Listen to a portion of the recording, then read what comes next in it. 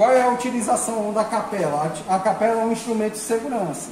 Quando você abre materiais que são voláteis, e esses vapores podem ser tóxicos. Quando você está lidando com substâncias assim, você obrigatoriamente tem que utilizar, manipular eles dentro da capela. Por quê? Porque a capela tem a função de sugar a atmosfera para fora. É uma espécie de exaustor. Então, toda vez que um vapor sai, ao invés de ir em direção a você, ele é logo succionado para fora do ambiente. E assim ele protegendo você de aspirar vapores tóxicos. Aqui dentro a gente tem um rapaz chamado hidróxido de amônio. As mulheres com certeza conhecem muito bem esses ali naqueles banhos de rua, né? Aqueles negócios de clarear cabelo. Então tem aquele cheiro muito, muito gostoso, né? Extremamente tóxico isso aqui. Então o que acontece? No laboratório a gente só lida com hidróxido de amônia dentro da capela. Se eu abrir ele aqui, vocês não vão sentir aquele cheiro.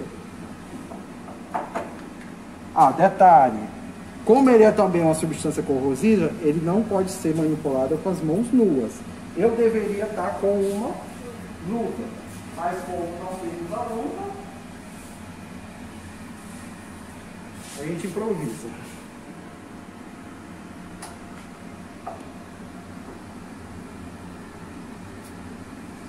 Viu que sai um barulhinho de champanhe, né?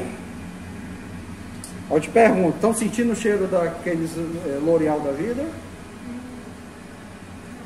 Não, né? Porque todo o vapor que está saindo já está sendo jogado lá para fora. Agora, se eu tirar ele um pouquinho... E aí? Agora sentiu, né?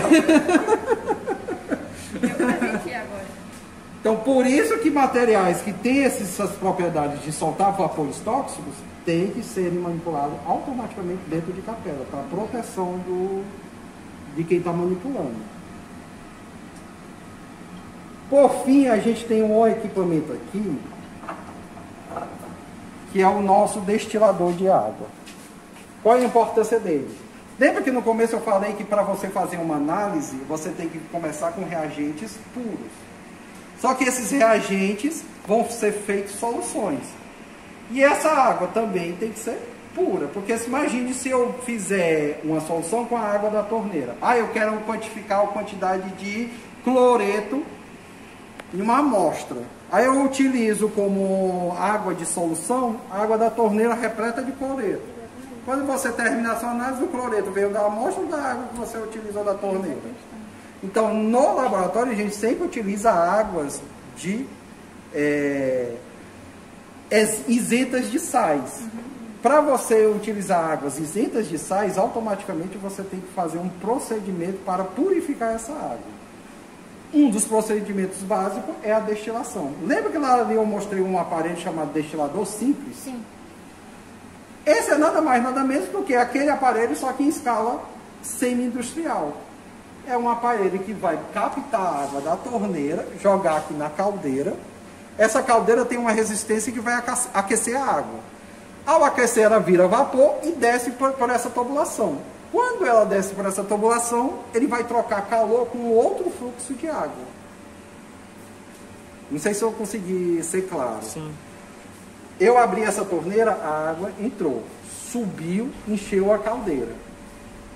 Ela é aquecida? Ela é aquecida, transformando a água em vapor. Quando esse vapor está aqui em cima, ele não tem para onde escapar, ele vai descer por uma outra tubulação aqui dentro. Quando ela desce por essa tubulação... Aqui tem um condensador? Exatamente. Isso aqui, essa coluna aqui é o condensador. Quando ela desce para essa coluna interna, ele vai trocar calor e chegar bem aqui, já condensada em forma de água. E aí você tem a água destilada.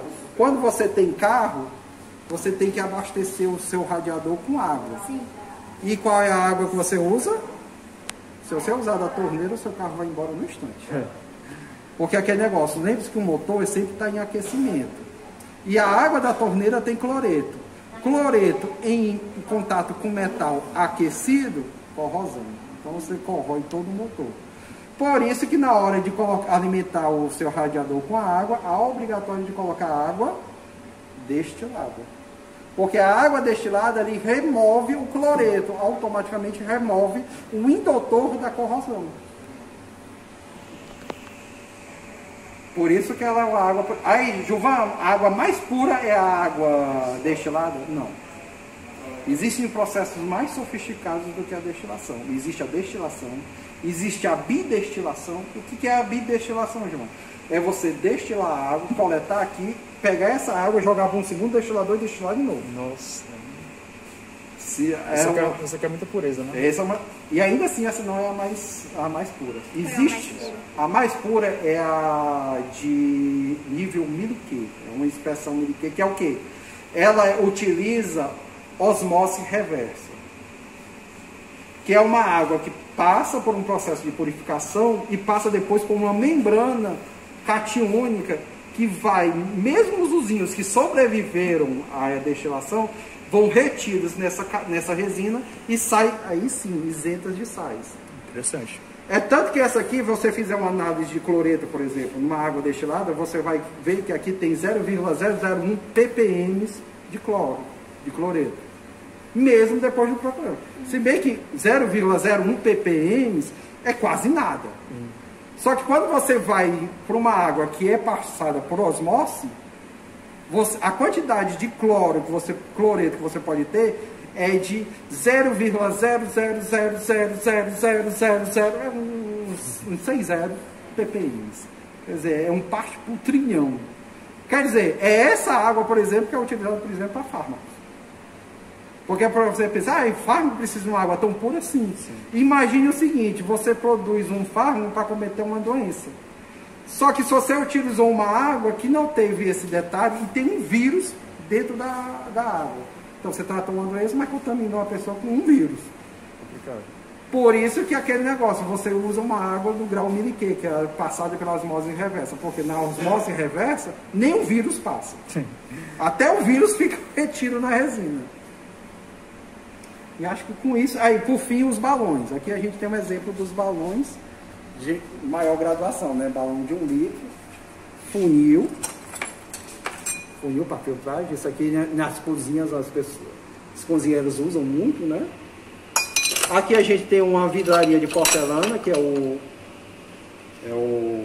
pistilo e o almofariz. E o almofariz, é o pistilo e o almofariz. Qual é a utilização do pistilo e do almofariz? Você tem uma pedra e quer pulverizar ela. Sim. Você adiciona a pedra aqui e vai... Uma amostra sólida, né? Uma amostra sólida. E vai arranhando ela até virar pó. Então, pistilo e almofariz. É o pilão e a cunha. Pilão, é. Aqui a gente tem uma trompa de vácuo. É um material assim do tempo do início da química. Qual é a utilização desse material? Peraí, deixa eu só... Aí, a vazão é aqui, assim. Qual é a utilização disso? Lembra que eu mostrei uma bomba de vácuo? Uma bomba de vácuo usa um motor elétrico para succionar o ar e gerar um vácuo. Mas agora eu te pergunto, lá na época de Lavoisier, que não existia nem eletricidade, como é que ele fazia o filtragem a vácuo? Mas como é que ele fazia o filtragem a vácuo se ele não tinha nenhum motor elétrico ainda? Usava água?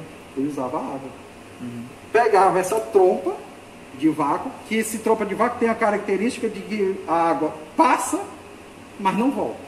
Ela passa direto e passa com uma força muito intensa. No isso que ela passa, ela gera um vácuo, né? Exatamente. Quando você acopla ela numa torneira e a água desce, ela desce numa velocidade tão forte que ela acaba arrastando o ar. Esse fluxo de ar é puxado para cá. Exatamente. Quando esse fluxo de ar puxa, o que tiver em contato com ela acaba gerando vácuo. Então é um instrumento da época do Lavoisier. Pronto, e acho que com isso a gente deu um tour em todas as vidrarias que a gente pode utilizar no laboratório, pelo menos as básicas, né?